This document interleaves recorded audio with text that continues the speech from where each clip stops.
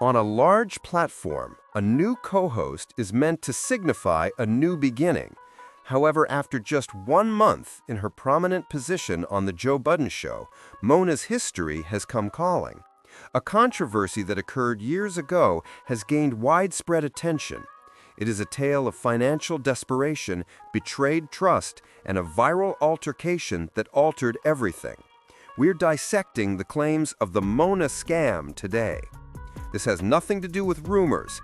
It's about a severe lesson for all content creators and a transparent breakdown of commerce. Let's examine the 3 main ideas that characterize this whole circumstance. Mona received a sizable deposit between $800 and $3,000, depending on who you ask, for a comedy event from a fan and future podcast host who was a single mother. Just 2 days before the event, Mona canceled after accepting the money. The fan was left in financial disaster after investing in the venue and vendors. In addition to having to return tickets, her account was unable to cover her rent. Her claims went unanswered for more than a year until she spotted her opportunity. It all went viral at that point.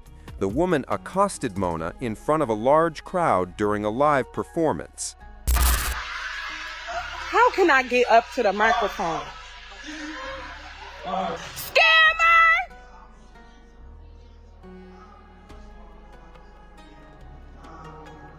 Fell for me! You took my money! I want to run up there so bad. Pay me my money back!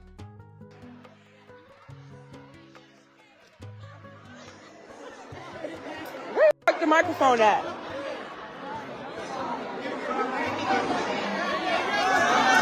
Pay me my money back, Mona! Pay me my money back, Mona! You scamming ass! Pay me my money back, Jamona! You scamming ass! Pay me my money back! You ain't think you was gonna see me again! Jamona, scamming ass! Scamming ass! Somebody gotta touch me! All my money! Don't touch me! I'm leaving! I was prepared to leave! Jamona's a scammer! She a pill pumping scammer! Bringing the matter to the public's attention. This was no longer a direct message. This was a spectacle for the general public. Mona didn't refute it. She acknowledged on Instagram that she accepted the money without providing the service, but her defense was flawed. She quarreled over the sum and made fun of the notion that one late rent payment results in eviction. I believe she gave me probably like 800, between 800 and 1200. I really don't know, but I was not charging 5,000 then or 6,000. So if she gave me 3,000, that means I was charging her $6,000 to do a podcast. I was not charging that back then. It's a lie, but whatever. She gave me $3,000, which was her rent money. I took the money, never showed up, so the ticket sales was supposed to be how she paid the rent. So who knows if we was going to sell a ticket, let alone sell it out. But you want the people to believe that you used that money, your rent money, and when I didn't show up to the thing, and you canceled it, and then you got evicted. And that's my fault. So now we talking about you missed 1 month of rent and you get evicted. The last time any of y'all got evicted, how many months of rent did you miss? Like, stop with the dumbass. I legit said, when she posted my number and shit, I said, fuck you and whatever you said. This is when it breaks down in terms of business ethics. Fans are your foundation as a creator. Thus, blocking the person and becoming silent is the worst possible response when you take money for a service that you don't offer and don't promptly refund. The precise amount is practically unimportant. This was not a business. This supporter had faith in her. This is the deeper part. Tasha spoke with other women who reported similar financial entanglements in addition to the initial allegation. Before the Joe Budden concert, one woman claimed Mona was in such bad financial shape that she would panhandle on live streams and even take DoorDash orders as payment. I started a podcast in my small town, Erie, Pennsylvania. Okay. I was a really big fan of Mona. So I reached out to her last year in April to come and do a live podcast. Okay. She showed up. for that podcast. It went well to me. It was a success. It was great. She told the audience she wanted to come back to do a comedy show. So after the show, we planned on doing a comedy show. I gave Damona a deposit for the comedy show. So that show was April 5th. April 13th, I gave her a deposit to come back May 11th. So we had to end up doing a verbal agreement because we changed the date from May 11th to June 28th. Okay. I paid her up to $3,000. She went ghost, and everybody's like, well, why did you pay her? I paid her. She told me she was busy with the BET Awards, you know, and like we did business before, and she was like super cool. And she, you know, she was cutting me a break. She said, so I kind of was trying to respect that she was busy. June 28th comes. I'm getting a message 2 hours before the comedy show from a manager of hers saying that she had to cancel. So I'm like, okay, you know, I hope everything's okay. Can we discuss a reschedule or a compensation? He's like, yeah. Immediately, I'm like, wait, I don't even want a reschedule. I need my money back. Like, I just spent all this money on food, vendors, DJs, host, the venue. I mean, liquor. Like, I spent all my money. Like, I'm a medical assistant. I'm not a, you know, like, this came from me. I'm a single mom. I issue refunds to people because why wouldn't she refund me? Like, a couple days went by and I had already refunded everyone. Now, 3 days later or so, it's time for rent. Everybody thinking, oh, you gave her your rent money. No, I did not. She was paid like 28 days before the show, and she never gave me a refund. They went ghost on me. They stopped responding to me. I then took it to social media, and she called me on the phone with lies and beating around the bush. She blocked me. She like all this crazy stuff. How are you? I'm fantastic. How are you? You got something for me? Well, let me tell you about this Damona. So I'm from DC or whatever, and you know Damona, she's from Philly. Philly not too far from DC.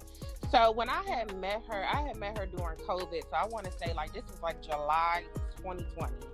And it was just off some live shit. Like, you know, we was talking, blah, blah, blah. But then we got cool because Damona is Muslim. I'm Muslim too. So we bonded off of that. I know. We bonded off of that. We bonded, you know, she's a single mother. I'm a single mother. We bonded off of that. You know, we was just like DM each other, talk to each other. Like, it was like a real friendship, like following each other, everything. Like, it was real. This was after the $1 million worth of game shit. They just stopped calling her. She told me they just stopped calling her. It was not no firing type shit. You never don't even close it the same way. Yeah, they just stopped calling her. She was just like, it wasn't, you know, I wasn't fired. They just stopped calling me. She would get on live and kind of like hand out, like asking for money in a sense, but not asking for money. Like, you know, if y'all want to hit me up on the Cash App, da da da da. Like, act like that. Like, girl, it's like, but like, she'll only do it, and she'll be like, oh, I'm telling jokes. Y'all not sending me no money. Like, she'll panhandle like that. And then, like, she'll, like, add you to the live, right? Like, she'll add me to her live. And then she'll be like, hey, since I added you to my live, do you think you can send me $100? She on that mob radio shit like Millie send me $20 all day. Yeah. Girl, to the point where homegirl's so desperate, she'll even take DoorDash orders, girl. Y'all be sending her DoorDash orders? Girl, I had her address at one point. That's different. There's something I'm clearly not doing right on social media. The fuck? Did you send food for the baby too? Girl, no, I got kids myself. I can't keep sending you money. And girl, when you stop sending it, you get unfollowed. So she was out here on her Dr. Umar. I mean, it's a Philly thing. No offense to anybody from Philly, I guess. You know, I guess it's just a Philly thing. I guess people from Philly, that's how they are. Like, once I'm through with you, I'm through. So, what does this mean for us now? Moina is said to have now fully reimbursed the $3,000. Although the immediate cash debt has been paid off, the harm to one's reputation has been done. Here, accountability is the more important lesson. Your company's interactions, particularly with fans, need to be honest and transparent in the era of digital impact. It all comes down to communication. Years ago, I had an honest and straightforward conversation. I'm broke. I am unable to perform the show.